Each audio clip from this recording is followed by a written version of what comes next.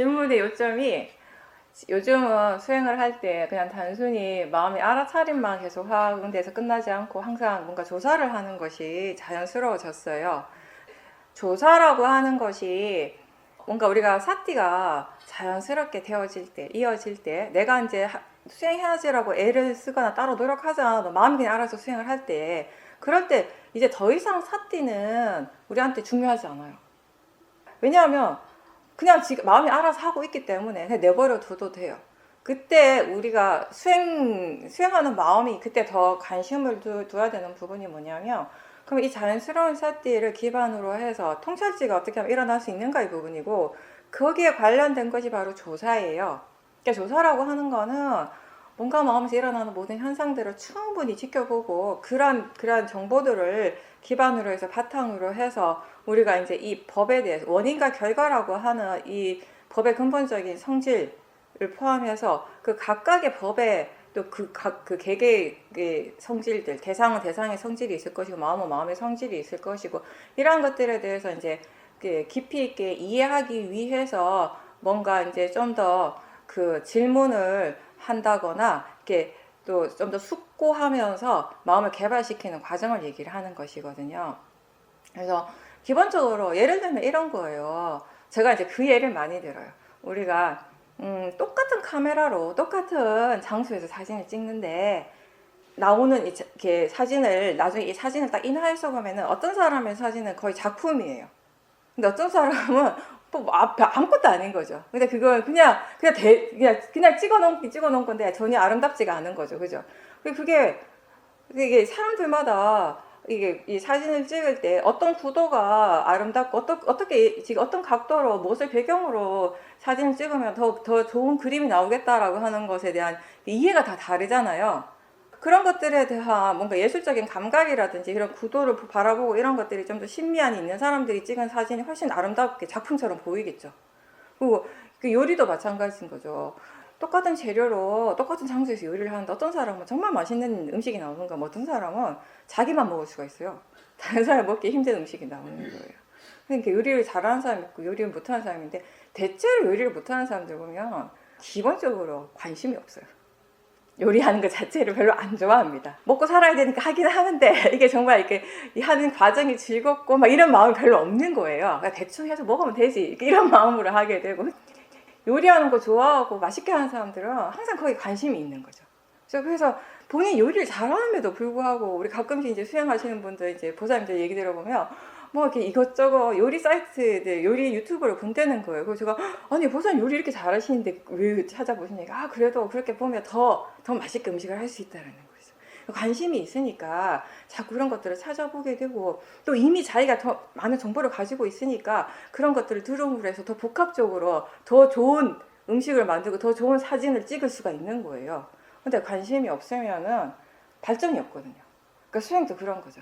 사띠가 있을 때 거기에서 우리가 일어나는 것에 대해서 이게 왜 이렇게 일어나는지, 이것의 성질이 어떤 것인지, 원인과 결과라고 하는 이 자연적 이치라는 것이 과연 무엇인지, 이런 것들에 대해서 궁금해하면서 이제 수행을 하는 거죠. 그랬을 때 마음이 조사를 하는 거예요. 어떻게 하면 이 음식이 좀 더 맛있을 수 있을까? 어떻게 하면 내가 사진을 좀 더 작품처럼 찍을 수 있을까라고 마음이 막 지가 생각하잖아요.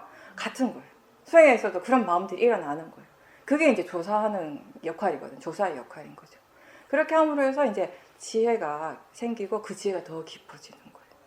그래서 우리가 초보 수행자들, 처음 수행하는 사람들한테 이런 게 얘기를 많이 해요. 화가 났을 때, 번뇌가 일어났을 때 그냥 화가 일어났구나 해서 끝이 나는 것이 아니라 질문을 하라 그래요. 그러니까 화가 일어나고 있다는 화의 마음을 충분히 이제 사띠가 된다면, 그런 다음에는 이제 질문을, 어떤 질문인가 하면 지금 이 화의 마음이 정말 이게 필요한가, 필요하지 않는가, 이게 이익이 있는가 없는가, 이게 왜 일어나는가, 화가 난 다음에 몸과 마음의 상태는 어떤가 라고 질문해요. 이게 전부 다 이게 어떤 내용적인 것을 묻는 질문이 아니라 법에 대한, 빠라마타에 대한 질문이거든요. 우리가 조사를 했을 때 가장 기본적인 질문 중에 하나가 뭐냐면, 지금 일어나고 있는 것이 이익이 있는가 없는가, 이게 필요한가, 적절한가, 적절하지 않는가, 이걸 물어보는 거예요. 그래서 대화를 할 때도, 말을 할 때 그냥 이 말 하고 싶어서 탁 내뱉는 게 아니라, 수행자는 항상 어떤 말을 하고 싶어하는 마음이 일어날 때 그 마음에 대해서 질문을 하는 거예요. 이 말을 할 필요가 있는가, 이게 정말 적절한가, 이익이 있는가, 이 말을 하는 것이 이익이 있는가 없는가, 이런 것도 질문을 해보라고 하는 것이죠. 그렇게 했을 때 어떨 때는 그냥 이렇게 번뇌의 마음이 더 강할 때는 그냥 번뇌로서 하게 돼요. 그래도 그건 어쩔 수가 없는 거예요. 근데 많은 경우 그렇게 질문을 함으로 해서 번뇌가 이렇게 뭔가 이렇게 에너지 힘을 딱 이렇게 뭐랄까 약하게 되는 경우가 굉장히 많아요. 그런 역할들을 하거든요. 그렇게 질문을 하는 것도, 그런 질문을 하는 거 다 조사에 들어가는 것이에요. 기본적인 것이거든요. 그런 질문을 함으로 해서 마음이 또 그 화의 내용, 번뇌가 일어나는 그 내용에 대해서 생각을 덜 하게 되는 거예요. 안 그러면 우리가 생각도 그렇지만 번뇌를 대상으로 지켜보는데 이게 왜 자꾸 화가 나고 왜 자꾸 탐심이 강해지지라고 생각이 드는데, 수행에 대한 아직 지혜가 많지 않은 사람들은 알아차림을 해도 번뇌가 계속 커지잖아요. 그게 왜 그런가 하면 본인은 하기는 열심히 하는데 자꾸 내용적인 면을 보고 있는 것이에요. 근데 그걸 억지로 떼라고 하면 못 떼거든요. 그렇게 익숙해져 있기 때문에 내가 떼고 싶어 떼고 내가 붙이고 싶어 붙이는 게 아니에요. 마음이라고 하는 것이. 그럴 때 우리가 다른 방법, 우리가 사용하는 방법을 잠깐 바꾸는 거예요. 이걸 떼려고 애를 쓰는 수행을 하는 것이 아니라 마음이 다른 쪽에 관심을 두게 하는 거예요. 이게 정말 필요한가? 이익이 있는가? 지금 마음의 느낌이 어떤가? 화가 날 때 뭔가 마음의 느낌이 어떤가? 편안한가? 불편한가? 화가 사라지고 난 다음에 뭔가 마음의 느낌은 어떤가? 편안한가? 불편한가? 이런 것들을 질문을 하면 확실히 화의 내용에, 화가 일어나는 그 내용에 생각을 덜 하게 되거든요. 이런 것들이 조사를 하는 것에 또 큰 역할 중에 하나인 거죠. 그런 식으로. 근데 지금 제가 여기서 이렇게 얘기하는 건 뭔가 나의 의도가 들어갔잖아요. 이렇게 하는 것이다 라고 이제 우리가 얘기를 하면 수행자들이 그렇게 하려고 생각을 자꾸 하는 거죠. 근데 처음에 그게 필요하죠. 안 그러면 마음이 그냥 가만히 있거든요. 사띠만 된다고 전부가 아니거든요. 사띠가 돼도 지혜가 전혀 없으면, 그걸 받쳐줄 만한 그 지혜의 마음이 제대로 개발이 안 되면 나중에 결국 마음이 멍하게 돼요. 이 사띠를 바탕으로 해서 지혜가 일어날 수 있도록 조사를 하게 되는데, 그 조사라고 하는 것도 처음에는 마음이 이제 익숙하지 않으니까 이런 것들을 우리가 법문에서 듣고 책에서 읽은 것들을 자기가 이제 자꾸 이렇게 생각하면서 반복해서 시도를 해보는 거예요. 그렇게 하다 보면 익숙해지겠죠. 그게 익숙해졌다라고 하는 건 사실은 그만큼 조금씩 지혜가 개발된다는 것이에요. 번뇌에 대해서 우리가 마음의 성질에, 대상의 성질에 대해서 조금씩 이제 이해를 하게 되는 것이거든요. 그런 이해들이 이제 갖추어지게 되면 이제 기본적으로 어떤 지혜가 함께 있냐면 수행할 줄 아는 지혜인 거예요. 수행을 어떻게 해야 하는 지혜가 굉장히 좋아지게 되는 것이거든요. 그렇게 되면 이제 보살님 말씀하신 것처럼 내가 뭔가 개입을 하는 것 같지는 않은데, 내가 하려고 의도적으로 하는 것 같지는 않은데 마음이 계속 조사를 하는 거예요. 이게 어떤 거냐면 우리가 얘기하는 지혜와 함께 있는 사띠. 처음에는 우리가 사띠만 있어요. 알아차림만. 지혜가 거의 없죠. 조금 지나면 이제 지혜가 조금씩 발맞춰 가기 시작을 하는 거예요. 그러니까 나중에는 이게 사띠가 있다는 건 항상 지혜가 함께 있는 그런 상태가 되는 거죠. 그게 더 지나면 어떻게 돼요? 지혜가 앞서가는 거예요. 이렇게 되면은요, 내가 사띠 하려고 애쓰지 않아도 되고, 내가 조사를 하려고 애쓰지 않아도 돼요. 내가 개입할 일이 전혀 없어요. 이 상태가 되면 수행자들이 수행이 수동적인 일이라는 것을 분명히 이해를 하게 돼요. 내가 전혀 개입이 안 되니까. 이때는 내가 개입이 안 되는 정도가 아니라 나라는 관념 자체가 없이 수행을 하는 거예요. 그래서 어떤 지혜가 일어나도, 또 설사 번뇌가 일어나더라도 그 지혜나 번뇌의 마음이 들뜨거나 가라앉거나 이런 식의 동요도 하지 않는 거예요. 나라는 생각 자체가 없기 때문에. 그렇게 나갈 때는 이 조사 또한 마음이 제가 알아서 하고 있어요. 이때는 지혜가 수행을 이끌어가고 끌고 가고 있는 중이기 때문에 지혜의 마음은 그런 거죠. 지금 무엇을 해야 되는지 알아요. 지금 어떻게 하는 것이 적절한지를 알고 어떻게 하는 것이 가장 효과적이고 현명한 수행인지를 아는 마음이거든요. 그래서 자연스럽게 지가 알아서 조사를 하는 거예요. 근데 이게 뭐 항상 그렇지는 않을 거거든요. 그러니까 마음의 질이 좋을 때는 그렇게 되는 것이고, 또 그렇지 않을 때는 부사님 스스로 이제 조금 이렇게 의도적으로 이렇게 이런 질문을, 조사를 할 수 있는 그런 질문을 함으로 해서 마음을 더 깨워줄 수 있도록 그렇게 노력을 하는 것도 가능한데, 근데 이게 내가 하는 건가? 마음이 하는 건가? 거기에 대해서 너무 막 이렇게 주의를 안 기울이셔도 될 것 같아요. 그냥 내버려 두세요. 왜냐면, 왜 그렇게 막 애를 안 써도 되냐면, 보사님 말씀을 들어보면, 지금 보사님이 그렇게 하고 있는 전체를 더 지켜보는 마음이 있기 때문에 괜찮아요. 이 마음이 수행을 하고 있지 내가 수행하는 게 아니잖아요. 내가 그걸 막 알려고 하면 또 내가 개입된 거예요. 이게 이렇게 이 마음이 있으면 그 사띠하고 그리고 조사하고 이런 전체적인 것들을 다 지켜보는 마음이 지금 있다면은 그 조사하는 것이 나의 의도가 들어갈 때와 나의 의도가 전혀 없이 마음이 알아서 조사를 할 때의 차이점을 스스로 이해를 하게 돼요. 대체로 느낌을 통해서 알겠죠. 근데 그걸 스스로 알아야 되는 거지, 그거 다른 사람이 뭐 얘기를 해줘서 알 수 있는 것이 아니잖아요, 그거는. 근데 그거를 알 수 있는 건 이 마음인 거죠. 전체를 지켜보는 그 마음이 아는 거죠. 그게 이해하게 되는 거죠. 계속 수행하다 보면 이제 그런 것들에 대한 이해도 이제 생기게 되는 거죠. 네.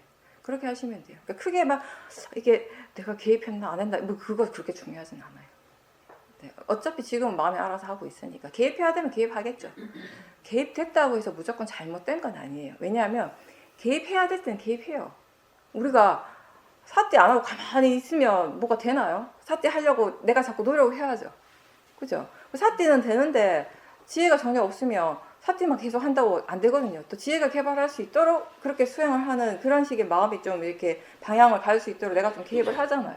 질문도 그런 식으로 하고 지금 이익이 있는가, 이게 지금 적절한가, 필요한가라고 묻는 것들이 그런 것과 관련된 것이에요. 그리고 더 항상 우리가 하고 있는 것, 견해가 바른가, 이게 대상이고 자연적 이치라고 이해하고 있는 거, 이렇게 질문하는 것들이 다 어느 정도 내가 개입하고 있는 거잖아요.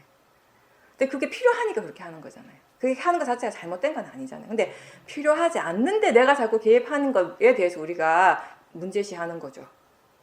그냥 내버려두면 마음이 알아서 수행하면서 내가 막 개입해갖고 대상이 이렇게 일어나면 안 되는데, 대상이 이게 빨리 사라져야 되는데, 이게 이렇게 바뀌어야 되는데, 번뇌가 빨리 사라져야 되는데, 이렇게 하는 건 잘못된 거죠. 이런 개입은.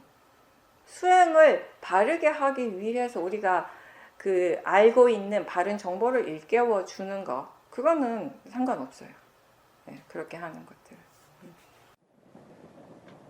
네, 보살님께서 이제 본인이 다른 사람들 결혼식에 참석할 일들이 이제 있는데, 우리가 일반적으로 그냥 세속적인 기준에 봤을 때는 굉장히 축하할 일이고 좋아할 일인 건 맞는데, 근데 본인 개인적으로 봤을 때는 또 이게 어떻게 보면 우리가 이제 이 번뇌 입장에서 보면 또 다른 어떤 집착의 굴레가 시작되는 그런 그 지점이 아닌가라는 생각을 하게 됐다라고 하셨어요.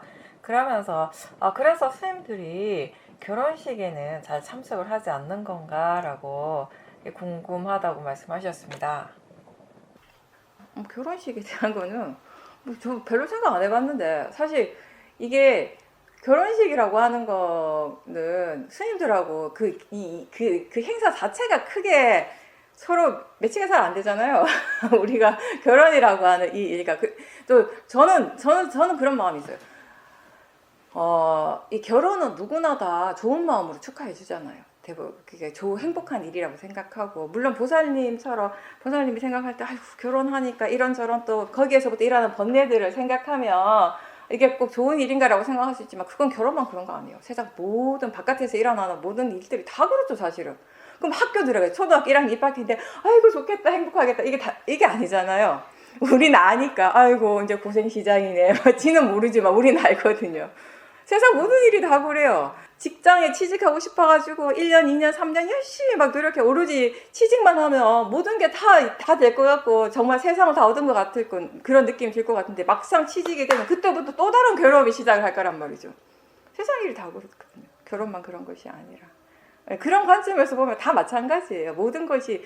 그 대신에 이제 우리는 이제 천만다행인 게, 어떤 경험을, 어떤 체험을 우리가 하든지 간에 거기에서 우리가 항상 수행을 하려고 노력을 하기 때문에 그런 번뇌들을 다루는 법들에 대해서, 방법들에 대해서 조금씩 스스로 이제 깨우쳐가고 있는 중인 거죠. 처음에는 우리가 법당에서 자선과 행선, 그 집에서 혼자서 이렇게 자선하고 행선을 통해서 여러 가지 이제 좋은 마음들을 개발하고, 이제 그 마음들을 실제 삶 속에서 자꾸 이제 사용을 할 수 있어야 되는 것이거든요. 그렇게 함으로써 수행자가 점점 내가 하고 있는 이 일의 가치를 깨닫는 것이거든요. 내가 왜 이 일을 해야 되는가를 스스로 알아야 돼요. 그걸 알아야지 우리가 수행을 계속할 수 있게 돼요. 그걸 모르면 수행을 계속하는 게 얼마나 힘들겠어요. 사람이 그래요. 내가 이걸 왜 해야 되지? 이런 마음이 들면 하기 힘들어요. 이제 그때부터는. 이래서 수행을 해야 되는구나가 있어야 되는 거죠. 이제 그 포인트가, 많은 수행자들이 그거를 법당에서 찾으려고 해요. 법당에서 자선할 때. 마음이 고요해지고 그런 데서 찾으려고 하는데 우리는 그게 아니라는 거예요. 물론 거기서 우리가 그런 걸 느끼고 찾을 수 있죠. 찾죠, 당연히 찾지만 그게 전부가 되어서는 안 되는 거예요. 그것도 한 부분이 되고 또 다른 한 부분은 우리의 삶 속에서 그거를 찾을 수 있어야 돼요. 그게 위파사나 수행이거든요. 근데 이제 그런 관점에서 보면 뭐 결혼이고 뭐든 이고 사실은 이치는 뭐 다르지 않기 때문에 꼭 그렇게 그래서 우리가 축하를 안 하고 이렇다기보다는 일단 결혼이라고 하는 것 자체가 우리하고 조금 이렇게 약간 동떨어진 느낌이 들고 일단은 들고 또 뭔가 이렇게 이게 분위기 자체가 다들 행복하고 축하해주고 하잖아요. 우리가 안 가도 이미 행복해요. 그 사람들은 이미 많이 충분히 축하를 받고 있고, 그죠? 우리가 가면 오히려 불편할 수 있어요. 근데 이게 장례식은 좀 달라요. 우리가 이제 슬픔을 함께 나누는 것은 더 많은 사람들이 함께 할수록 그 사람한테 힘이 되더라고요. 힘이 되고 또 스님들은 아무래도 이 죽음을 바라보는 시각이 조금 좀 다르잖아요. 이게 막 슬픈 일로 보기보다는 우리가 그냥 계속 이 존재라고 하는 것을 우리가 원인과 결과로서 이해하고 있어요. 그걸 지금 우리가 계속 노력하고 있고, 보살님께서도 좀 전에 얘기하셨지만 그렇게 조사를 함으로 해서 오온에 대해서도 이제 좀 더 많은 이해가 생겼다라고 하셨어요. 그죠? 이게 색수, 상행식, 이게 그냥 각각의 조건대로 쭉 일어나는 것이에요. 서로가 서로의 조건이 돼서 이 마음이라고 하는 것이 결국 보살님 표현은 연하여서 일어난다라고 하셨는데 그게 뭐냐면 조건 지어져서 일어나는 것이 마음이구나를 이해하신 거예요. 근데 그 조건이 무엇인가? 대상이라는 거죠.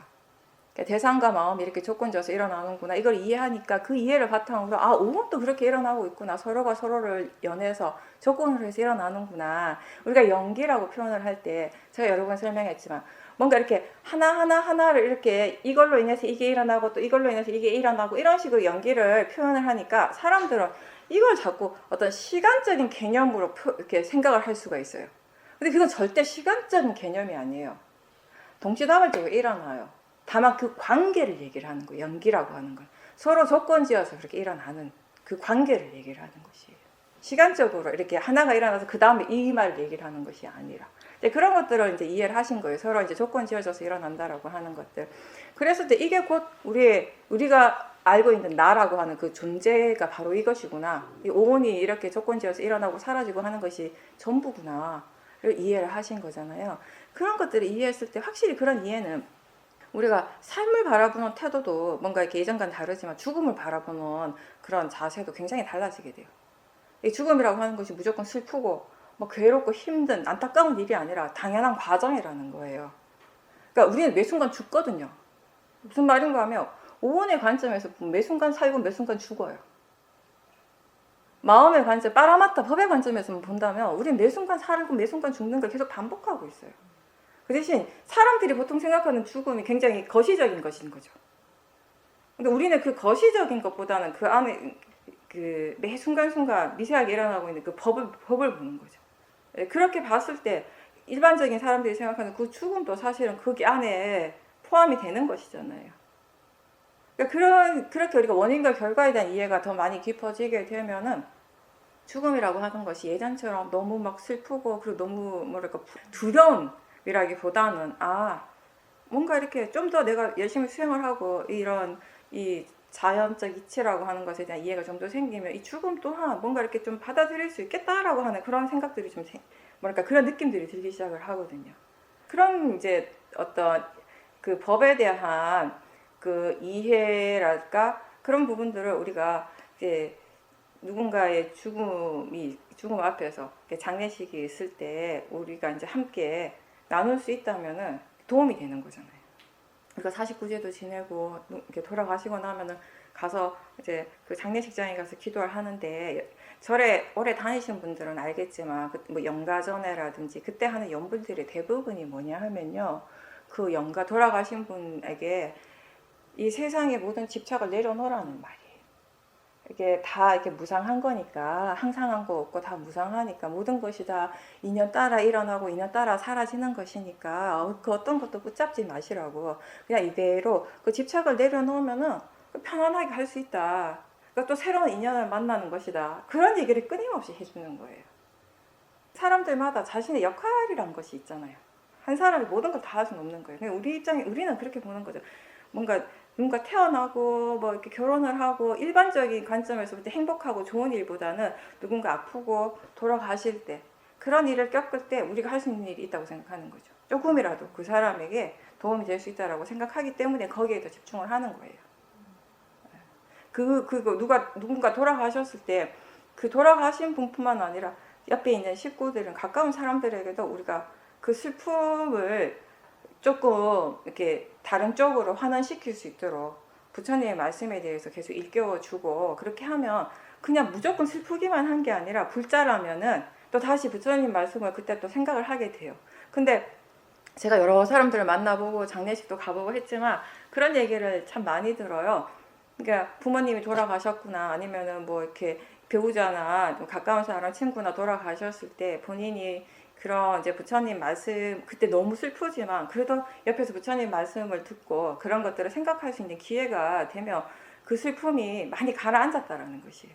그리고 그런 때는 마음이 굉장히 한 곳에 딱 포커스를 맞추고 있는 중이잖아요. 우리가 몸이 많이 아플 때나 그런 뭐 누군가 가까운 사람이 돌아가셨거나 이러면 그 온통 마음의 관심이 한쪽으로 딱 포커스를 맞추고 있기 때문에 오히려 어떻게 보면 우리가 이렇게 좋은 말, 이렇게 법에 대한 얘기를 했을 때 더 이렇게 확 와닿는 게 있어요. 사람들한테. 그게 그 사람한테 굉장히 좋은 어떤 기회가 되기도 하거든요. 법에 대해서, 부처님 말씀에 대해서 다시 한번 생각해보고, 의미에 대해서 다시 이제 본인이 숙고해보는. 이제 그런 역할을 하는 거죠, 우리가. 그렇게 할 수 있도록 옆에서 도와주고 싶은 거죠, 우리는. 이게 단순히 슬프고 힘들고 고통스러운 것이 아니라는 것을 알려주고 싶은 거예요. 누구나 겪는 일이고 나도 곧 겪을 것인데 그렇다면 우리는 이 일을 어떻게 겪어야 할 것인가. 그러니까 부처님은 여기에 대해서 이렇게 말씀하셨다라는 걸 얘기해주고 싶은 거죠. 부처님 결혼에 대해서 별 얘기 안 하셨잖아요. 그래서 네, 그런 거겠죠. 우리가 하는 역할, 우리가 할 수 있는, 더 잘 할 수 있는 일이 그쪽의 일인 거죠. 주지하시고 이런 분들은 또 신도들이 청하니까 그렇게 해주십사 하니까 또 가서 스님께서 또 주례하면 또 그 나름 좋은 부분도 또 있겠죠. 그죠? 일반 사람들이 바라보는 것과 또 다른 관점을 우리가 볼 수 있어요. 우리는 결혼을 되게 객관적으로 바라보잖아요. 원래 자기 문제는 자기가 해결을 잘 못해요. 자기는 자기를 객관적으로 잘 못 봐. 근데 우리 그 제3자가 좀 더 객관적으로 볼 수 있거든요. 그러니까 우리는 내가 겪을 일이 아니니까 그냥 쉽게 얘기할 수 있거든요. 그런 관점도 될 수 있는 것이고, 저도 주위에 주지 사는 도반 스님들이 있는데 가끔씩 그런 얘기를 듣는다 하더라고요. 스님이 와서 결혼식에 좀 주례를 했으면 좋겠다 이렇게 얘기하는 사람들도 있다 하더라고요. 그러면 이제 좀 그럴 때 그 스님들도 이제 결혼식 주례라도 좀 더 이렇게 뭔가 부처님 말씀을 여러 사람들이 공감할 수 있도록 이제 풀어서 하려고 노력을 하더라고요. 공감할 수 있는 내용으로. 보살님께서는 요즘 어떻게 하면 일상에서 사티가 계속 잘 이어질 수 있는가에 대해서 계속 관심을 가지고 거기에 대해서 많이 숙고하고 노력도 많이 하고 있다라고 하셨어요. 근데 대충 이제 보면 처음에는 몸의 감각이라든지 이런 것들을 이제 잘 알아차리고 하는데 어느 순간 생각에 빠지면서 그 생각 때문에 사티가 자주 끊어진다라고 하셨습니다. 물론 이게 이제 본인이 아직 연습을 많이 해야 되는 부분이라는 것을 알고 있다라고 하셨고요. 그리고 얼마 전에 친구들을 만났는데 이번에는 이제 사티를 한번 잘 해보겠다라고 스스로 이제 결심을 하고 나가셨는데 그래서 그런지 이제 예전보다는 사티가 더 잘 됐고요. 그리고 이제 말을 할 때 그 하고 싶어 하는 탐심이 굉장히 많이 일어나고 있다라는 것도 알 수 있었고, 특히 이제 보살님은 다른 대상보다는 말을 할 때 보는 쪽에 보고 있다라는 것에 대한 알아차림을 계속 두는 것이 효과적이었다라고 하셨습니다. 네, 지금 보살님께서 일상에서 사티가 이어지도록 하기 위해서 스스로 많이 생각하고 숙고하고 연구도 한다고 했는데 그렇게 하는 게 조사예요. 그렇죠? 어떻게 하면 사티를 더 잘 이어갈 수 있을까라고 계속 생각하고 있잖아요. 근데 사실은 그렇게 관심을 가지고 생각하는 것 자체가 조사를 하는 것이고, 또 그렇게 관심을 두기 때문에 사실 일상에서 수행이 더 잘 되고 있는 겁니다. 이전보다는. 그쵸? 예전에는 그런 생각조차 없었잖아요. 그런 생각조차 없었다라고 하는 건 사띠가 아예 없었다라는 것이고, 지금은 사띠를 어떻게 하면 더 잘할 수 있을까라고 생각을 하기 때문에 훨씬 사띠가 더 자주자주 일어날 수 있는 계기가 되는 것이거든요. 잘하고 계세요. 굉장히 지금 잘하시는 거예요. 친구들 만났을 때, 대화를 할 때 이제 알아차림 하는 거 많이 연습하셨다고 하는 것도 굉장히 올바른 자세인 거죠. 지금 이제 우리가 일상에서 수행하는 마음의 힘을 키우기 위해서는 항상 내가 뭔가를 하려고 할 때 마음에게 자꾸 일깨워 주는 게 필요해요. 그러니까 얘가 이 일을 하면서, 이 사람하고 내가 이 일을 하면서 또는 대화를 하면서 함께 밥을 먹으면서 일을 하면서 알아차림이 있도록 노력해야겠다라고 하는 어떤 마음의 어떤 방향성을 주면서 계속 이제 중간중간에 사띠가 있는지 이렇게 확인하는데, 제가 주로 일상에서 특히 대화를 할 때 뭐 마음의 느낌이라든지 몸의 감각을 보는 것이 좋다라고 하는 건 일반적인 거예요. 일반적으로 그게 뭐 대부분의 사람들한테는 그게 좀 편안하다라는 거예요. 왜냐하면 느낌은 누구나 다 알 수 있잖아요. 느낌을 알기 위해서 막 우리 애쓰지 않아요. 지금도 마찬가지잖아요. 지금 대충 이러고 있는데 느낌은 알잖아요. 그 느낌 자체가 빠라마타잖아요. 그렇죠? 그러니까 이게 크게 뭐 관념에 빠질 위험이 없고, 크게 노력하지 않아도 그냥 자연스럽게 알아지기 때문에 그 느낌에 대해서 좀 더 관심을 가지라고 하는데, 그건 또 사람의 개개인마다 또 차이점은 있거든요. 일반적으로는 그렇지만 수행자가 직접 본인이 수행을 했을 때, 나는 느낌 쪽보다는 이게 더 낫다라고 한다면 그걸 하시면 돼요. 왜냐면 사실 저도 그랬어요. 저도 처음에 샤오밍 가가지고 말하면서 알아차림 하는 거 한참 연습할 때 저는 주 대상이 뭐냐면 들리는 거였어요. 그때 그냥 계속 들리고 있잖아요. 제가 말을 하던가 상대방이 얘기를 하던가 아니면 대화를 안 해도 뭔가 소리는 들리니까, 진공 상태가 아니니까 어떤 소리든 들리거든요. 그러니까 계속 들리고 있는 것이 계속 일어나니까, 사실 안 들리면 안 들리는지 아는 것도 사띠니까, 사실 우리가 들리는 것에 너무 초점을 맞추니까 사람들이 소리가 없으면 대상이 없는 줄 알아요. 근데 소리가 없음을 아는 것이 사띠잖아요. 알고 있다면, 뭔가를 알고 있다면 거기 대상이 있어요. 그 대상이 뭐냐면 소리가 없는 것이에요. 그렇게 알아야지 우리가 대상에 대해서 더 깊이 아는 것이에요. 소리 날 때만 대상이라고 아는 건 굉장히 부분적으로 아는 것이고, 생각도 마찬가지 아니에요. 그러니까 생각이 있는 것, 일어나는 것에만 너무 생각하니까, 물론 생각이 없을 수는 잘 없지만, 그래도 뭐 어떻게 없다고 하더라도 없는 게 잘못된 것은 아니고, 없다고 해서 수행을 못하는 건 아니에요. 없는 것을 아는 것이 수행이거든요. 그래서 저는 예전에 시험인 가기 전에 다른 데서 수행을 할 때 몸의 감각들을 계속 보는 수행을 했어요. 그걸 뭐 한 번에 2시간씩 3시간씩 계속 보다 보면 어느새 감각이 사라져 버려요. 근데 사라질 리는 없거든요. 감각은 있거든요. 있는데 이게 대상이 이렇게 있고 지켜보는 마음이 있는데, 이게 균형이 깨질 때가 있어요. 이쪽에 계속 힘을 주는 거예요. 계속 힘을 주다 보면은 이게 사라질 때가 있어요. 이게 가려질 때가 있어요. 뭔가에 의해서 없는 것처럼 느껴질 때가 있어요. 그러면 그걸 처음 경험할 때요, 마음 너무 당황을 하는 거예요. 어떡하지? 이렇게 된 거예요. 왜냐하면 대상이 사라져서 수행을 어떻게 해야 되지? 이렇게 되는 거죠. 근데 그때 뭘 몰랐냐면 없다라고 아는 알미 있었거든요. 그게 대상이 되는 거예요. 없음이라고 아는, 없는 것을 아는 것이 마음이잖아요. 없다라는 것을 알았기 때문에 마음이 당황을 했죠. 없다라는 거 몰랐으면 왜 당황했겠어요? 없네라는 거 알았잖아요. 그럼 그게 대상이 되는 거예요. 그렇게 알 때 우리가 대상에 대한 이해가 이제 더 깊어지는 것이거든요.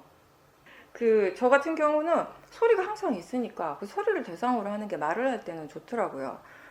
소리를 계속 알아차림해서 들리고, 그러니까 소리를 알아차림한다는 건 내용을 듣는 것이, 내용에 집중하는 것이 아니라 계속 들리고 있다는 알아차리는 게, 제가 말을 할 때는 말을 할 때도 들리고 있음을 알고, 다른 사람이 말을 할 때도 그냥 들리고 있다는 걸 아는 게, 들리는 성질로서는 같아요. 하나의 성질이 계속 일어나기 때문에 어떤 대화가 오고 가도 수행하는 마음이 크게 동요하지가 않는 거예요.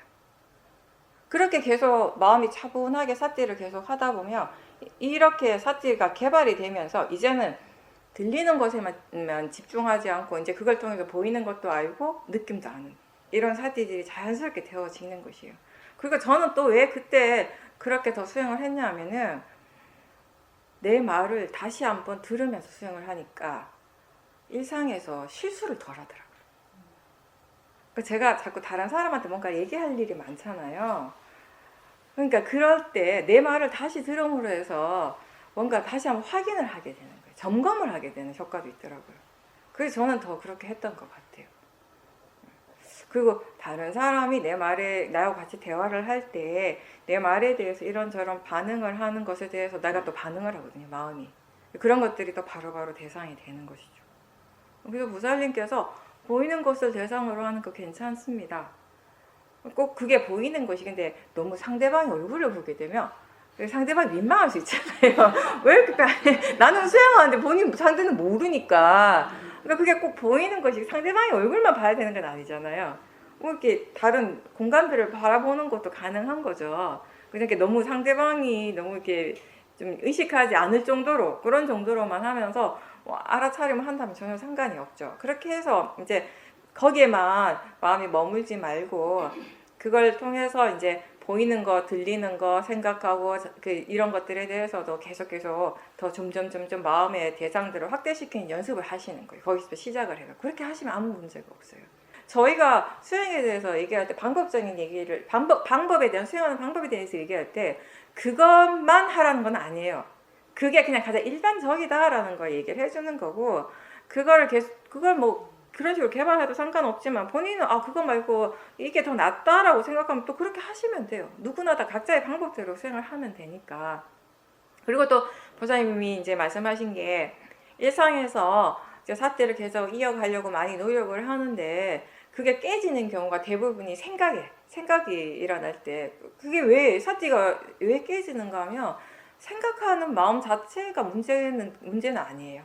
생각은 그냥 생각대로 일어나고 있는데 그때 이제 마음이 생각이 내용이 너무 딱 꽂혀버리니까 그래서 사티가 끊어지는 거잖아요. 생각이 일어날 때 마음이 지금 생각하는구나 라고 알아차림 계속 이어지지 끊어질 리는 없잖아요. 그죠? 보살님 충분히 아시고 계세요. 왜 그렇게 끊어질 수밖에 없는지 충분히 알고 있고 해결책에 대해서 본인이 알고 계셔요. 결국 어쨌든 생각하는 마음을 대상으로 계속 연습하는 거 그게 이제 해결책인 거죠. 그게 알긴 알지만 생각이 대상이고 마음이라는 것을 생각은 할 수 있어요. 이게 대상이야, 이게 마음이야라고 생각은 하지만 마음이 아직 거기에 대한 이해가 부족하기 때문에 그렇다라는 것도 알고 계시잖아요. 그죠? 이제 그러면 그 해결책은 계속 끊임없이 계속 그 생각이 일어날 때마다 대상이라고 알고 자연적 이치라고 이제 생각하면서 계속 알아차림하는 거죠. 그러면서 마음에 대해서 생각하는 마음에 대해서 뭘 알고 있는지도 한 번씩 이제 점검해 보고 그렇게 하는 건데 근데 이제 자선을 하거나 행선을 할 때는 그런 식으로 이제 해도 되는데 일상에서는 그렇게 하려고 보면 이미 지금 일은 바깥의 일들은 이미 진행이 되고 있잖아요. 그러니까 나 안에만 막 집중을 할 수가 없잖아요. 그러니까 바깥 일도 하면서 이제 수행을 해야 되니까 쉽지가 않은 거죠. 근데 그럴 때는 이것도 이제 그 말하는 거하고 좀 비슷한 건데 이거 꼭 생각하는 마음을 대상으로 보려고 애쓰실 필요는 없어요. 어쨌든 사티가 있는 게 중요하잖아요. 근데 그 사티가 생각하는 마음의 사티를 도와야지 더 좋은 사티는 아니거든요. 무슨 말인가 하면 생각이 일어날 때 느낌도 일어나거든요. 그러면 그 느낌을 사티하는 건 훨씬 쉬울 수 있어요. 그때는. 그러니까 뭐 상관없어요. 몸의 느낌이든 마음의 느낌이든 그러니까 뭔가를 막 이렇게 깊이 들어가서 알아차린 사티가 아니에요. 일상에서 보살님이 지금 사티하는 거는 굉장히 거친 사티. 그 정도로 하시면 돼요. 그냥 대충 그냥 대충 하는 사띠인데 그 대충의 사띠가 최대한 좀 더 이렇게 이어질 수만 있으면 돼요. 그러니까 대충이라고 표현한 이유는 뭐냐면 뭔가를 알아차리긴 하는데 이게 대상이 분명하지가 않아요. 그래도 괜찮다는 거예요. 사람들은 알아차림 한다 그러면 뭔가 이렇게 분명하기를 원하거든요. 내가 지금 뭘 알아차리고 있는지 자기가 분명히 알고 싶은데 분명할 때도 있지만 분명하지 않을 때도 있어요. 그래도 상관없어요. 사띠가 있으면 상관없어요. 물론 그때 사띠하는 마음도 힘이 그렇게 좋지는 않겠죠. 그래도 상관없어요. 사띠하고 있다면. 일상에서는. 그런 식으로 대충이지만 어쨌든 이 대충의 사띠가 이어지게 되면 이제 점점 견고해지는 거예요. 수행하는 마음이 점점 힘이 생기고 견고해지면 대상은 자연스럽게 분명해지거든요. 그래서 그냥 어떤 느낌이지라고 할 필요도 없어요. 그냥 뭔가를 알고 있으면 돼요. 그때는. 근데 자꾸 이게 생각 때문에 사티가 끊어진다라는 그것 때문에 자꾸 생각을 봐야 된다고 이렇게 생각하는데 그게 잘 안 되니까 더 이제 수행이 끊어지게 되는 거잖아요. 그럼 이렇게 과감하게 걔는 조금 무시해도 된다라는 거예요. 걔를 무시하고 오히려 그 수행하는 마음의 힘, 에너지를 다른 쪽으로 이렇게 사용하라는 거죠. 어쨌든 뭘 알든지 간에 사티만 있으면 되잖아요. 대상은 단지 대상일 뿐이니까. 네, 그런 식으로 사띠하는 힘을 키우는 연습을 해보십시오. 일상에서.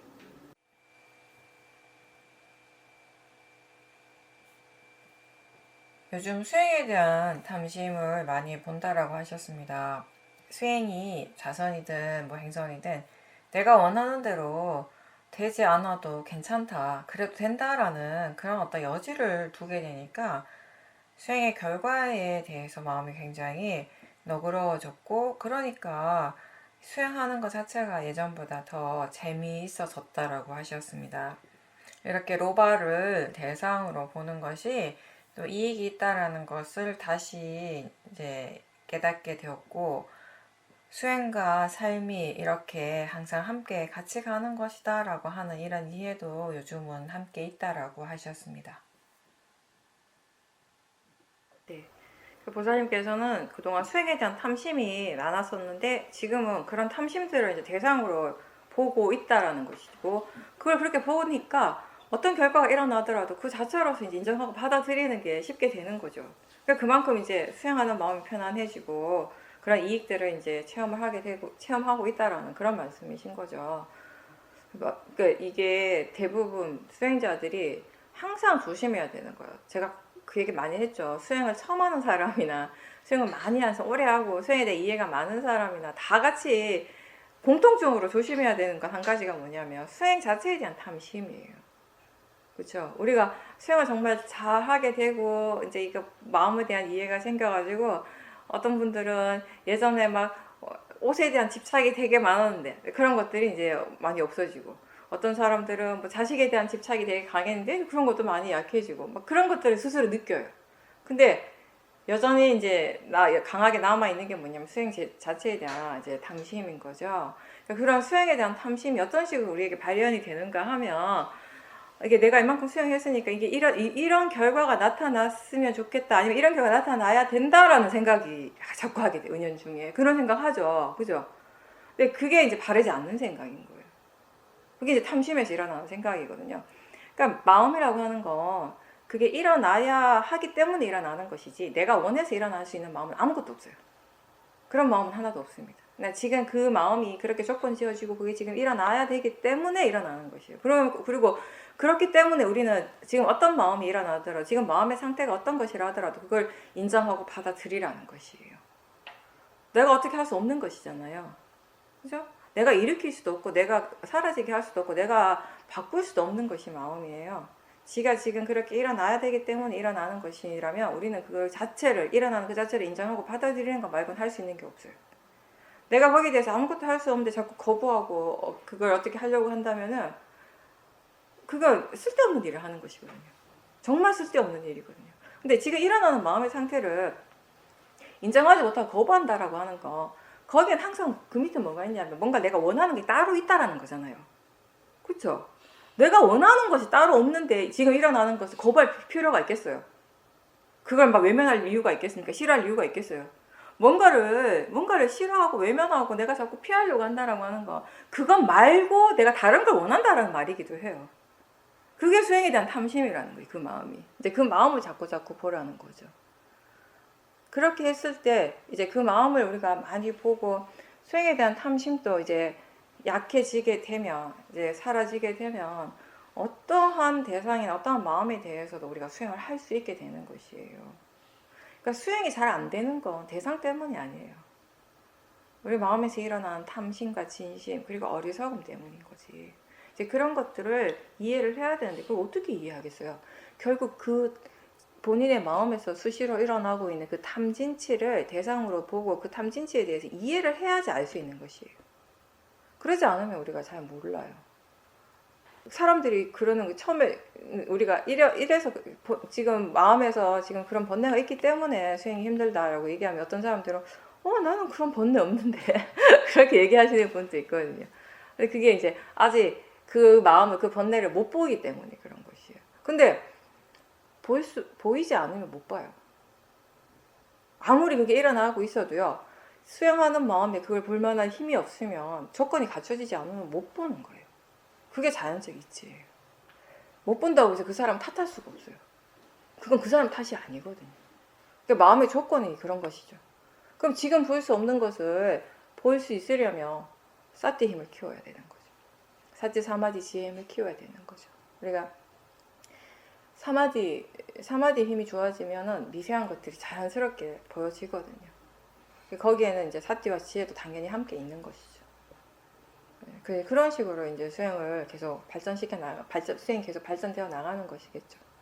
그래서 이 일상에서 우리가 일어나는 그런 탐심이나 번뇌뿐만 아니라 수행에 대한 탐심은 정말 우리가 굉장히 조심해서 계속 지켜봐야 돼요. 그런 부분들. 예전에는 본문을 굉장히 많이 들었다고 하셨어요. 시간 날 때마다 이제 본문을 들었는데 요즘은 그 본문 듣는 시간이 줄어들었다라고 하셨습니다. 그리고 일상생활을 이렇게 돌아보면 직장에서 상대방이 실수를 할 때 그런 것들을 굉장히 여유롭게 받아들이고 있고 또 당황하지 않는 그런 자기 자신을 볼 때 아, 지금 수행을 하고 있구나, 마음이 지금 알아차림을 하고 있구나 라는 것을 알 수 있다라고 하셨습니다. 나의 실수나 또 다른 사람의 실수에 대해서 예전보다는 화가 굉장히 많이 줄어들었다라고 하셨어요. 예전에는 법문 듣는 시간이 수행이라고 그렇게 생각을 했었다면 이제 지금은 그 법문 듣는 시간은 줄었지만 실제로 정말 알아차리고 그 수행하는 시간이 더 많이 늘어나게 되면서 사람들에게 훨씬 더 이렇게 너그러워졌다라고 하셨습니다.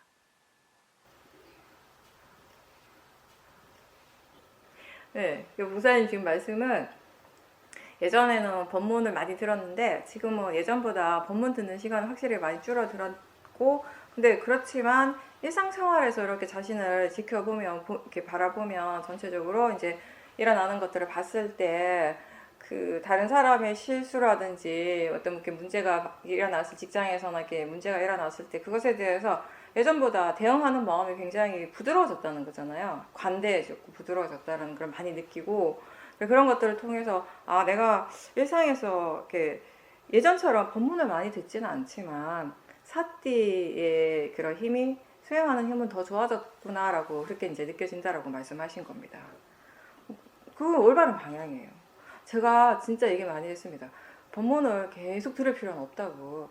물론 처음 수행하는 사람들은 많이 듣는 게 좋죠. 왜냐하면 처음에는 우리가 수행을 할 때도 나라는 관점에서 수행을 하잖아요. 그렇죠? 이게 누구나 다 처음에는요, 알아차림을 할 때 내 몸을 바라보고 내 마음을 바라보고 있어요. 그 어떤 느낌은 좋은 느낌, 어떤 느낌은 싫은 느낌이라고 그렇게 알고 보고 있어요. 온통 그런 것들이에요. 온통 그냥 좋고 나쁘고 내 거고 아니고 뭐 이런 것들을 둘러싸여 있는 것이 전부거든요. 수행을 하지만 이제 그런 것들이 하루아침에 사라지진 않아요. 수행한다고 해서 확 그냥 한순간에 사라지지 않죠. 그러니까 이제 그런 부분, 그런 마음들을 우리가 조금이라도 좀 이렇게 내려놓고 올바르게 수행하기 위한 효과적인 방법으로, 좀 더 적극적인 방법 중에 하나로 법문을 자꾸 들어보라고 하는 거예요. 이제 법문을 자꾸 듣다 보니까 보면 마음이 이제 생각을 하기 시작을 해요. 바른 생각. 그게 이제 바른 생각이거든요. 한쪽의 마음에서는 지켜볼 때 아, 내 몸이 아프네 라고 보이는 건 있어요. 당연히 있는데 또 한쪽에서는 아니야, 이건 그냥 느낌일 뿐이야, 이게 대상이고 자연적 이치야, 이렇게 말을 해줘요. 이게 어떤 통찰지는 아닌 게 분명한데 그렇다고 해서 지혜가 아닌 건 아니에요. 이게 바로 문회고 사해인 거죠. 많이 들었기 때문에 마음이 자동적으로 그런 생각들을 하게 하는 힘이 생긴 거예요. 그걸 우리가 사용을 많이 해야 되거든요, 처음에는. 그래서 자꾸 들어보고 반복적으로 계속 들었을 때 그 힘이 생겨요. 반복적으로 계속 듣고 하다 보면 마음이 계속 그거 생각하고 있어요. 또 어떤 상황이 딱 되면 나는 그렇게 의도를 하지 않았는데 마음이 아, 이럴 때 이렇게 수행하라고 그랬지, 이게 생각이 나는 거예요. 그게 굉장히 수행에 도움이 많이 되는 거예요. 올바르게 수행을 하는데. 그래서 처음에는 이제 많이 들을 수밖에 없어요. 내가 가지고 있는 지혜가 너무 작으니까. 그래서 다른 사람의 지혜를 이제 빌려 쓰는 거죠. 근데 그건 딱 거기까지인 거죠. 이제 우리가 통찰지가 일어나기 위해서는 본인이 계속 수행을 해야 되는 거예요. 근데 한 가지 여기 문제가 될 수 있는 건 뭐냐면, 사람들이 자꾸 듣고 그게 듣는 게 습관이 되다 보면 나중에는 이렇게 생각하더라고요. 이렇게 법문 듣고 있을 때 자기가 수행한다라고 생각하는 거예요. 물론 그렇게 수행할 수도 있죠. 듣고 있다라는 거 알고 모든 걸 알아차림한다면 수행인데, 그렇지 않고 그냥 계속 듣기만 하면, 내용만 그냥 계속 집중해서 들으면서 본인은 수행한다라고 생각하고 뭔가 뿌듯해하고 뭔가 내가 하고 있다라고 하는 느낌을 가지는 거죠. 근데 그런 거는 올바르지가 않거든요.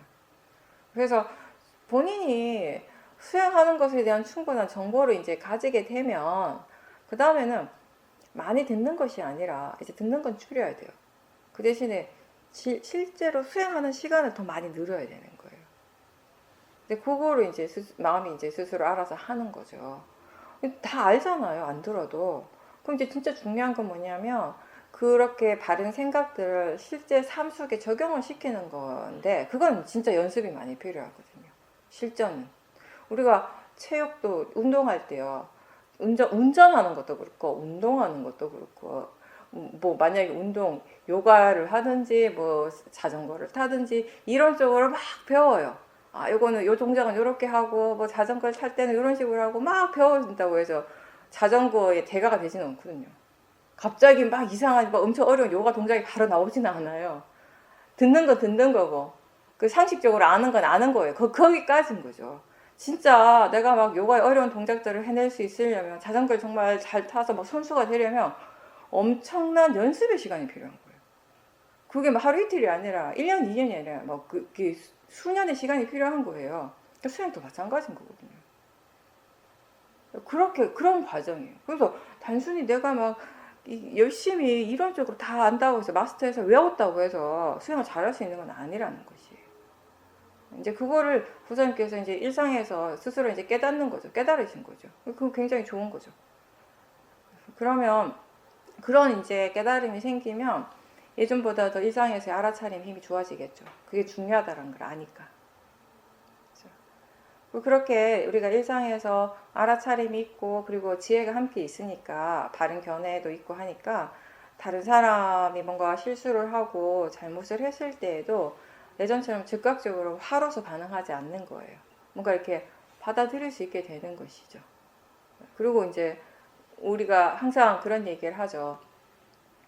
내가 어떤 실수를 했을 때 내가 잘못했다라고 생각하는 건 바르지 않는 생각이죠.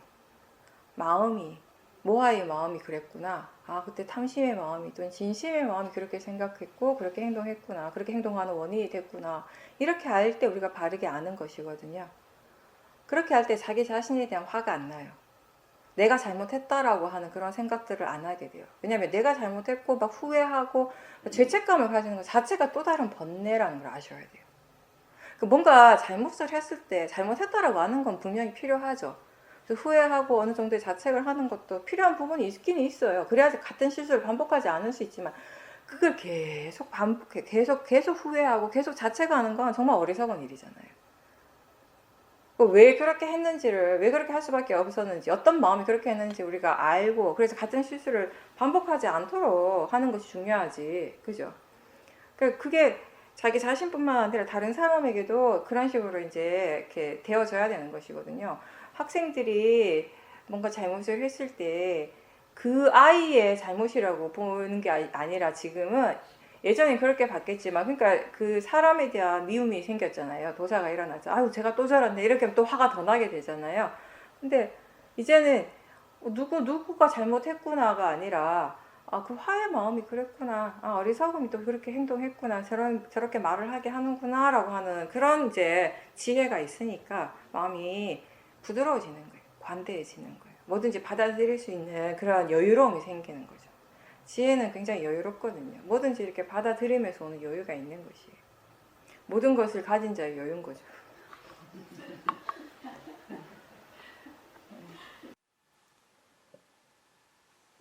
가족 모임에서 누군가를 보는 순간에 부정적인 생각과 안 좋은 느낌들이 일어났다라고 하셨어요. 그러면서 그때 마음가짐이 잘못되었구나라는 것 또한 알 수 있었다라고 하셨습니다.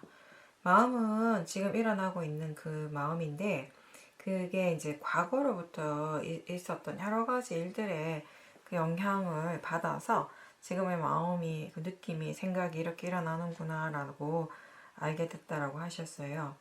그때 이제 파라마타와 관념을 다 함께 보게 되었는데, 그 마음이 말하는 것, 그 관념을 믿지 않고 그냥 물러나서 객관적으로 바라보니까 아, 이게 정말 수행의 이익이구나라고 생각했다라고 하셨습니다. 그리고 이제 다음에 좌선을 할 때 마음의 어떤 전체적인 판이 보였는데 견해가 있고 그 견해 위에서 여러 마음들의 그 각각의 작용들이 그 지대로 일을 하고 있다라는 것을 분명하게 보았다라고 하셨습니다.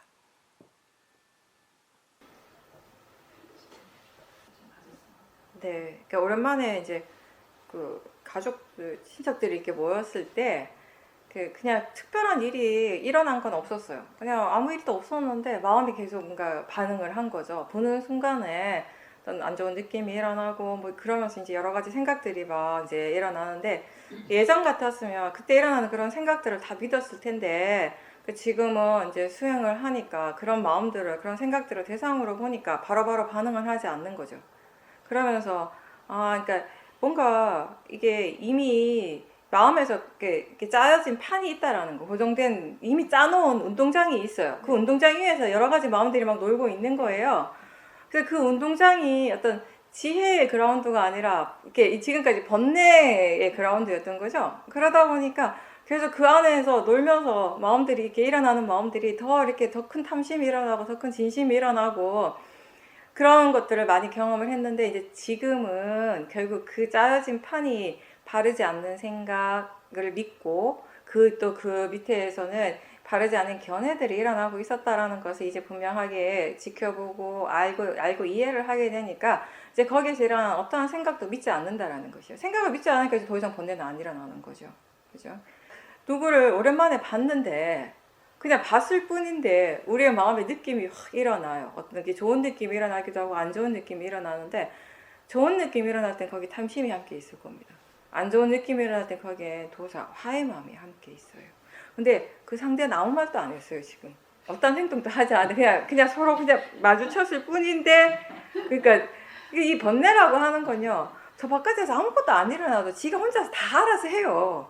그걸 너무 잘하는 게 번뇌거든요.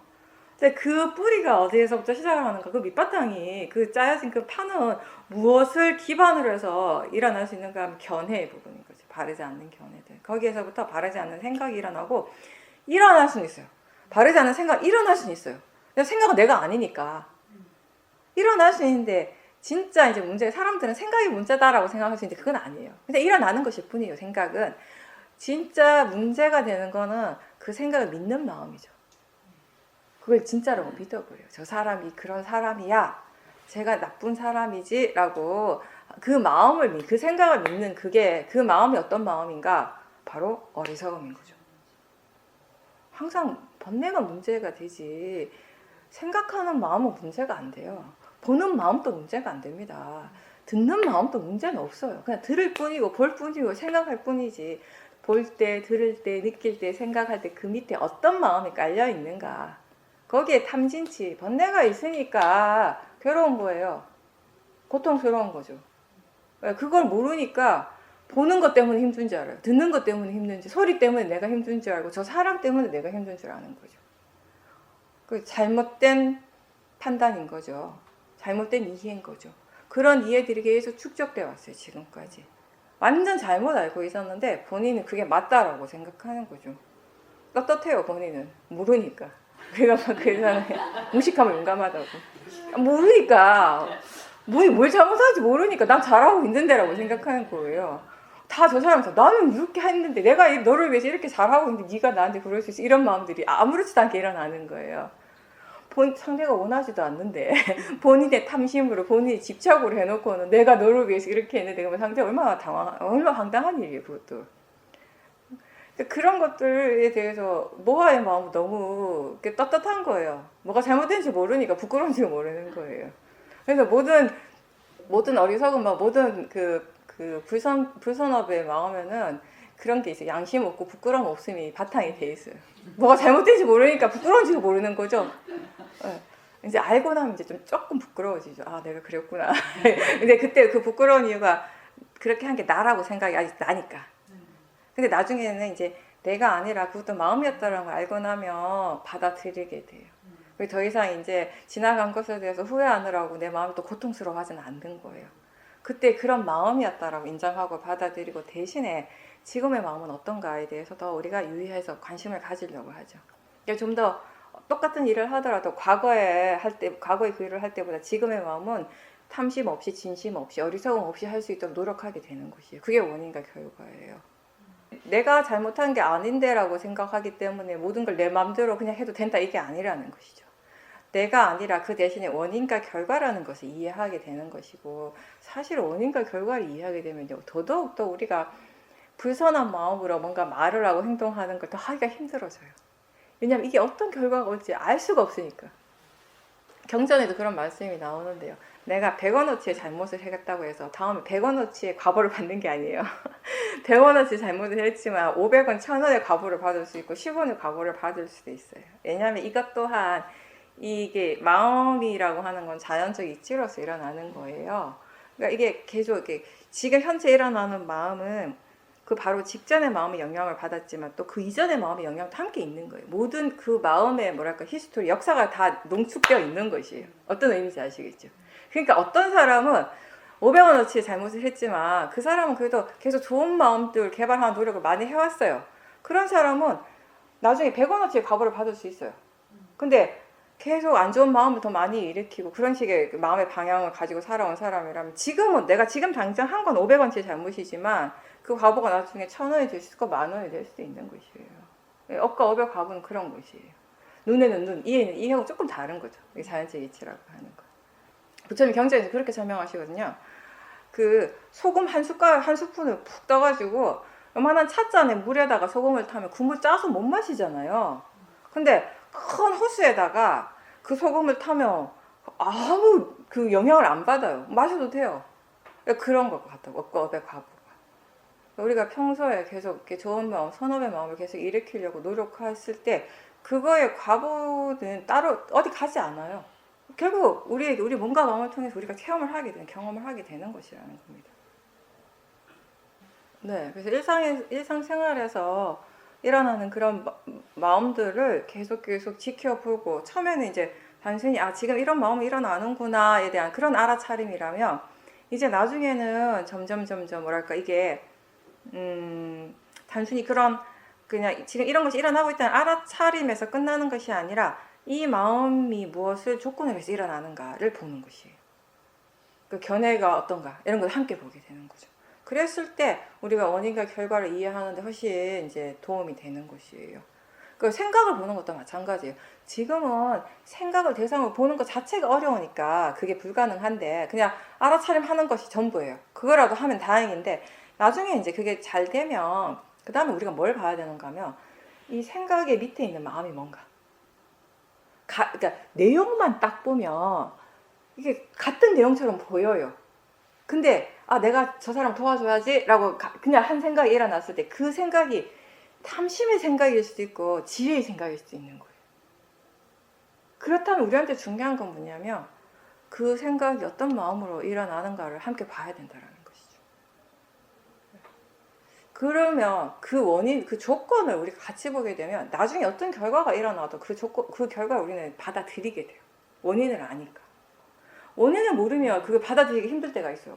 나는 이런 의도를 한 게 아닌데. 물론 나는 아니죠. 근데 마음이 그런 의도를 했다라는 거예요. 근데 그 마음을 못 보니까 결과를 받아들이는 게 너무 힘든 거예요, 사람들이. 나는 이게 아닌데. 내가 이런 의도를 한 게 아닌데. 그렇게 되는 거죠. 항상 나는이 들어가면 그거는 번뇌예요. 근데 안 하려고 해도 그냥 나오잖아요. 나라는 말 안 써야지 했는데 나는 이러고 있어요. 나라는 생각 안 해야지 하는데 이미 마음은 계속 나 하고 있거든요. 뭐 어쩔 수가 없는 거예요. 그렇게 하고 있는 그 마음을 대상으로 봐야죠. 예, 거사님께서는 마음의 방향을 자신 쪽으로 안으로 돌리려고 향하도록 하려고 노력하고 있고 또 일상에서 사티를 이어가고자 노력 중이라고 하셨습니다. 지금 마음이 무엇을 아는가 라는 이 질문을 자주 하려고 노력한다라고 하셨습니다. 그리고 특히 이제 사람들 만날 때 그 모임 같은 데서는 사티가 어렵고 사람을 향한 번뇌가 많이 일어난다라고 하셨습니다. 질문 자주자주 하시고 그 일상에서는 본인한테 좀 이렇게 분명한 대상을 잡고 보려고 노력하셔요. 몸의 감각들이 좀 분명하다면 그거를 이제 약간 주대상 비슷하게 일상생활 할 때는, 그러니까 자선이나 행선을 할 때는 굳이 그렇게 할 필요 없지만 일상생활에서는 질문하는 것도 놓칠 때가 많잖아요. 그러니까 뭔가 이렇게 질문도 하지만 동시에 몸의 감각이라든지 뭐 아니면 보이는 것이든 들리는 것이든 본인한테 그때그때 좀 더 분명한 대상들을 하나를 좀 잡고 여기에 대한 알아차림은 계속 해야겠다라고 하는 그런 정도의 마음의 어떤 방향을 가지고 수행하는 것도 좋습니다. 그래서 사람들하고 같이 모임을 할 때 사퇴하는 거 쉽지 않으니까 당연히 번뇌가 일어나겠죠. 알아차림이 잘 안 되면 마음은 계속 반응을 하거든요. 그리고 아까 제가 본문에도 얘기했지만 이 마음이라고 하는 게 뭐 소리나 보이는 느낌 이런 것에 대해보다는 사람에 대해서 굉장히 더 강렬하게 반응을 하는 게 굉장히 이게 익숙해져 있어요. 그래서 이게 사람들 볼 때 그때도 마찬가지예요. 거사님이 뭔가 이렇게 하나의 대상을 좀 가지고 주대상을 가지고 바깥에서 어떤 일이 일어나든지 간에 일단 내 마음은 이 대상에 대한 알아차림을 계속 해야겠다라고 하는 약간 그런 정도의 마음가짐이 필요한 것 같아요. 우리가 그냥 알아듣는 대로 알아야지라고 하는 것이 기본적인 자세이긴 한데 이게 이제 일상생활 속에서는 그리고 뭔가 이렇게 여러 사람들과 함께 막 어울리고 있을 때는 그렇게 내버려두면 수행이 전혀 안 되는 경우가 많거든요. 그러니까 이럴 때는 좀 더 이렇게 내가 개입을 하는 게 필요하니까 그때는 좀 그런 식으로 한번 수행을 해보셔요. 어떤 시기는 거사님 스스로가 자꾸 뭔가 이렇게 연구한다 그런가 탐구한다 그런 그런 자세가 좀 필요해요. 어떻게 하면 그러니까 왜냐하면 비슷한 경험을 계속 하시는 거잖아요. 그러니까 만나는 사람들은 다를 수 있지만 그런 상황들은 비슷비슷해요. 그리고 그런 상황에서는 유독 사띠가 잘 안 되는 체험을 계속 하는 거죠. 그렇다면은 본인이 이제 좀 생각을 해봐야 되는 거예요. 왜 수행이 그럴 때 잘 안 되는가? 그때 어떤 마음들이 일어나고 있는가? 그때 어떤 생각들이 일어나고 있었나? 이런 것들에 대한 조사도 필요할 것이고, 그런 다음에, 그러면 이제 일단 조사를 좀 하고 나면 내가 뭐가 필요한지를 알 거 아니에요. 그러면 이제 다음에 그런 상황이 되면 수행을 어떻게 해야 할까라고 또 생각해 보는 거죠. 이런 것들이 다 조사에 포함이 되는 거죠. 이게 조사는 어떤 의미에서는 지혜로서 하는 생각, 숙고 이런 부분이라고도 할 수 있어요. 이걸 좀 활용을 하실 필요가 있죠. 부살님께서는 이 시오미 수행 시작하신 지 얼마 안 됐고 이제 주로 호흡을 많이 보시는데 호흡을 볼 때 이제 마음이 이제 호흡 말고 다른 쪽으로 나가기도 하고 또 이제 호흡을 볼 때 그 호흡이 들어가고 나가는 것을 지켜보다 보면 아 이게 무상인가 라고 하는 생각이 들기도 한다고 하셨습니다. 그러면서 이제 질문이 호흡만 계속 이렇게 봐야 하는 건지 아니면 호흡을 볼 때 이게 무상이다 라고 그렇게 생각하면서 봐야 하는 건지에 대해서 물어보셨습니다. 예, 그게 많은 수행자들이 궁금한 점이에요. 그러니까 호흡 수행하는 사람들이 많다 보니까 호흡 수행을 하게 되면 사람들이 호흡이 들어오고 나가는 걸 보면서 아까 들어왔는데 이제 나가네 하면서 이게 무상인가? 라고 생각하는 사람들이 많아요. 지금 보사님께서 호흡을 지켜보는데 그거 호흡이 일어났다 사라졌다 하는 거고 이게 무상인가? 이런 생각을 가지고 수행을 하는 것이 맞나? 호흡만 계속 봐야 되나? 아니면 다른 것들을 봐야 되나? 이런 생각들을 지금 한다라고 하셨는데 이제 지금 이 수행을 하신 지 진짜 얼마 안 되셨으니까 그런 질문들 충분히 하실 수가 있어요. 왜냐하면 기본적으로 우리가 사마타도 그렇고 위파사나도 그렇고 수행을 한다라고 할 때 좌선의 부분에 있어서는 대부분 사람들이 호흡을 주 대상으로 많이 보니까 그죠. 근데 아까 제가 본문에도 얘기했지만 우리는 방법적인 면에서 딱히 어떤 하나의 대상을 고집하지는 않습니다. 그러니까 다시 얘기하면 꼭 호흡을 봐야 되는 수행은 아니에요. 그러니까 호흡이 대상이 될 수는 있어요. 대상이 될 수는 있는데 그 호흡에만 이렇게 머물러 있지는 마세요. 그리고 호흡을 본다라고 하는 것은 호흡이라고 하는 게 우리가 관념적으로 표현을 하니까 호흡인데 이게 딴 게 아니라 이게 공기가 들어오고 나가는 거잖아요. 근데 그 공기를 우리가 눈으로 볼 수는 없잖아요. 근데 그걸 우리가 어떤 식으로 느끼냐, 몸의 감각으로서 느끼는 거잖아요. 그러니까 결국 사람들, 어떤 사람들은 그런 질문을, 코를 봐야 되나? 아니면 인중을 봐야 되나? 뭐 이렇게 배를 봐야 되나? 뭘 보든 상관없어요. 부처님은 배를 보라고 하신 것도 아니고 코를 보라고 하신 것도 아니고 호흡을 알아차릴 때 실제를 보는 거, 윗바사나는 실제를 대상으로 하는 것이에요. 호흡을 알아차림할 때 실제라고 하는 건 결국 우리가 감각을 아는 것이거든요. 그러니까 코를 보는 것이 아니라 그때 그 감각을 보는 것이에요. 배를 보는 것이 아니라 그 배를 통해서 일어나는 감각을 알아차림하는 것이거든요. 그럼 감각을 대상으로 한다는 점에서는 뭘 보나 상관없잖아요. 그렇죠? 4대 성질로서 일어나는 감각이라는 점에서는 그게 코든 인중이든 배든 그 위치가 중요한 것이 아니거든요. 장소가 중요한 것이 아니고. 그리고 여기서는 하나의 대상에만 집중하지 말고 마음이 그냥 안입이 설신의를 통해서 일어나는 육문에서 그 작용들이 다 대상이라고 알고 자연스럽게 마음을 그냥 내버려 두세요. 호흡 쪽으로 이렇게 딱 이렇게 집중시키시지 마시고, 물론 처음에는 호흡으로 갈 수는 있어요. 그러면 지금 이렇게 몸에 이런 감각들이 일어나는구나를 알아차림하세요. 호흡하는구나라고 전체적으로 아셔도 돼요. 그런데 거기에만 너무 집중하지 말고, 만약에 마음이 자꾸 거기에 머물러 있으면 이거 말고, 호흡 말고 또 뭘 알 수 있는가라고 질문하면서 다른 쪽으로 대상의 범위를 넓히는 연습을 하십시오.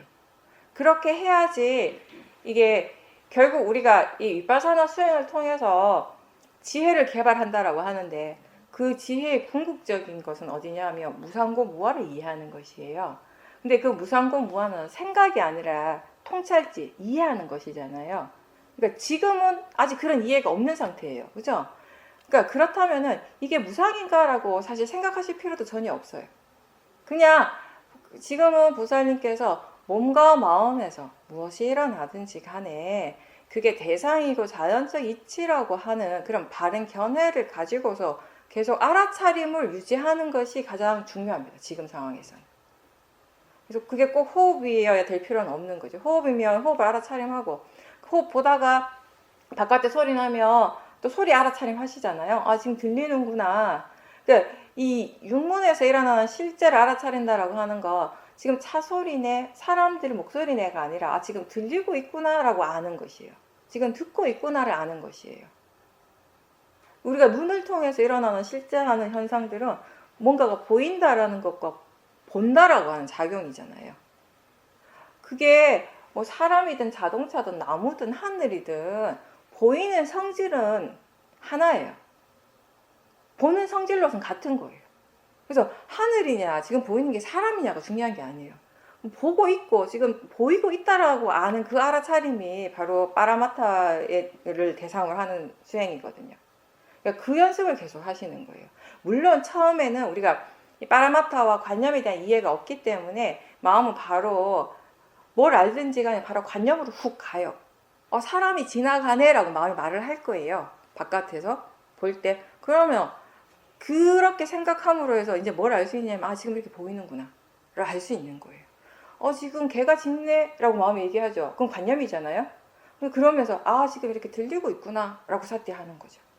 그래서 관념이라고 하는 것이 지금 어떤 실제가 일어나고 있는, 어떤 파라마타가 일어나고 있는지를 우리한테 그대로 알 수 있게 해주는 거예요. 그런 식으로 이제 수행을 하는 거죠. 그러면서 이제 그게 계속 이렇게 능숙해지게 계속 수행을 계속 하다 보면은 이제 마음이 무엇이 관념이고 무엇이 실제인가를 조금씩 이제 구분하게 되는 것이고, 그 말인즉슨 관념의 성질은 그 성질대로, 그 실제의 성질은 그 실제의 성질대로 이해하게 된다라는 것이거든요. 그러니까 이제 앞으로는 수행하실 때 좌선이든 행선이든 일상에서도요, 호흡에만 집중하시기보다는 그냥 육문에 있는 그대로 내버려 두세요. 어떠한 것도 내가 이렇게 정해서 보려고 애쓰지 마시고 그냥 내버려 두고 있는데 지금 마음이 무엇을 알고 있는가? 마음이 지금 아는가? 라고 질문만 하십시오. 그렇게 가볍게 질문하면서 알아지는 그 사띠, 그게 계속 조금씩 개발될 수 있도록, 좀 더 자주 할 수 있도록 일단은 지금 계속 질문을 많이 하는 연습을 하십시오. 그게 충분히 되어지고 이제 관념과 실제에 대한 이해도 깊어지면 이제 거기에서 우리가 무상에 대한 이해도 생기는 것이거든요. 그때 생각하시면 돼요. 무상에 대한 생각을. 네. 근데 지금 그렇게 생각이 일어날 수는 있어요. 근데 그 생각을 막으란 건 아니에요. 이 생각하지 말아야지 이게 아니라 그런 생각이 일어나면 그냥 가볍게, 아주 가볍게, 아, 마음이 지금 이렇게 생각하네? 이런 생각이 일어나는구나 의 정도의 알아차림을 하시면 돼요. 거기 자꾸 이렇게 더 들어가시지는 말고. 5월 달부터는 첫째 주 토요일이 아니고 셋째 주 토요일로 법회 시간이 바뀝니다. 지금 줌 법회에 참석하신 분들한테 제가 말씀드리는 건데요. 이제 5월 달부터 계속 셋째 주 토요일에 할 겁니다. 네, 이제 마치겠습니다. 수고하셨습니다.